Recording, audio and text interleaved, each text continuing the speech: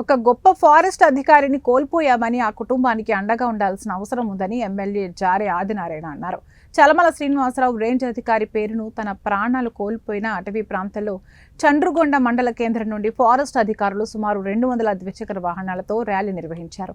అనంతరం MLA Bhadradri Kothagudem zone అటవీ శాఖ అధికారి శ్రీనివాసరావు సతీమణి భాగ్యలక్ష్మితో కలిసి వనంలో మొక్కలను నాటి చలమల శ్రీనివాసరావు పేరుతో స్మృతివనంగా నామకరణం చేశారు. అటవీ అభివృద్ధి కోసం కష్టించి పనిచేసిన మంచి అధికారి అని అతని పేరుతో స్మృతివనాన్ని ఏర్పాటు చేయడం హర్షణీయమన్నారు.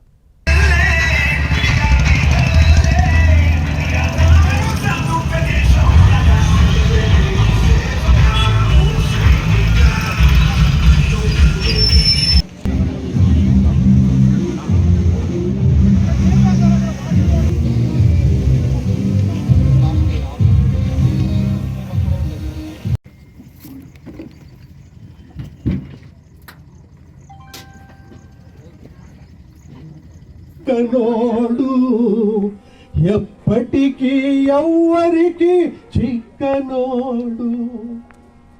అంత భాగ్యలక్ష్మి వైభవ్ శ్రీనివాసరావు గారిని వేదికను అలంకరించవలసిందిగా కోరుతున్నారు. శ్రీ జార్ ఆదినారాయణ గారు గౌరవ ఈ కనకగిరి హిల్ ఏదైతే ఉందో ఎకో టూరిజం డెవలప్ చేస్తున్నాం ఒక 600 కోట్లతో. సో ఆ ఎకో టూరిజం దర్శనం కూడా ఇక్కడ నుంచే మొదలు పెట్టేసి వారిని ఎప్పుడు స్మరించుకునేటట్టుగా అటవీ శాఖ ఎప్పుడు వారిని గుర్తుపెట్టుకుంటుందని మరొకసారి వారికి మనశ్శాంతి కలగాలని అధికారులు చేస్తున్నటువంటి గొప్ప తార్కికంగా ఈరోజు మనం భావించవచ్చు.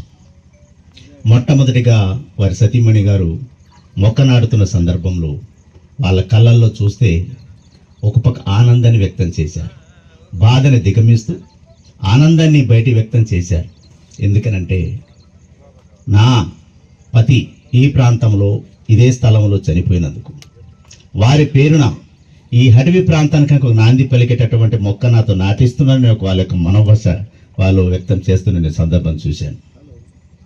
కాబట్టి మన మధ్య లేకపోయినా ఈ ప్రాంతాన్ని నాది అని భావిస్తూ అడవిని ఉత్పత్తి రంగంలో తేవాలని, అడవి మానవ జీవన వలికి ఉపయోగకరంగా ఉండాలని చెప్పి వారు ఎంతో శ్రమ పడ్డారు. అటవీ ప్రాంతంలో పనిచేస్తే ఎన్నో అవార్డులు వారు దక్కించుకున్నారు. అంటే ఎంతో కృతనిశ్చయం చేసినటువంటి గొప్ప ఏదురుగా ఇప్పుడే సార్ ఒక మంచి పాట పాడారు. దాంతోపాటు మరి అడవి ముద్దు బిడ్డ అనే ఒక పాటని నాంది పలుకుతూ కూడా వారు మాట చెప్పడం జరిగింది.